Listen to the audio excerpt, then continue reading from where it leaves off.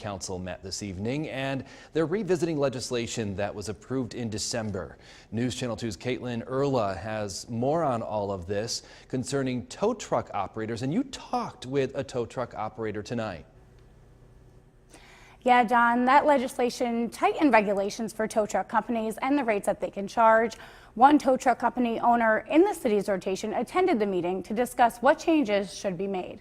We're just looking for a little more clarity on the rates. The council says the previous legislation was only approved because they needed something in place before storms started to hit, like Superstorm Stella back in March 2017. What happened obviously in Storm Stella was tow truck companies were coming in and some were saying that they couldn't respond. They were overloaded. So need a different plan for snow emergency situations, because snow emergency brings on a lot of hardship for a lot of people, and including the tow truck companies. The legislation states that the flat rate for tow truck companies to charge is $95, and that hasn't been updated in over 10 years. Matt Nimey, who owns Nimey's The Next Generation, says that is just not feasible for most companies.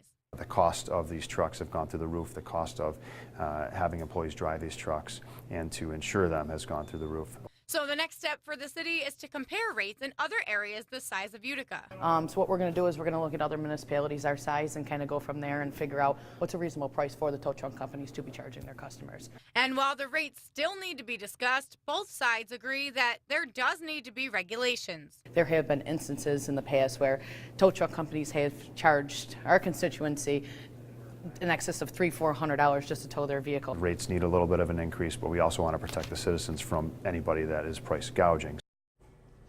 Now, the council tells me that there will be a meeting within the next couple of weeks with the police department and some other tow truck companies in the rotation to come up with a plan that works for both parties.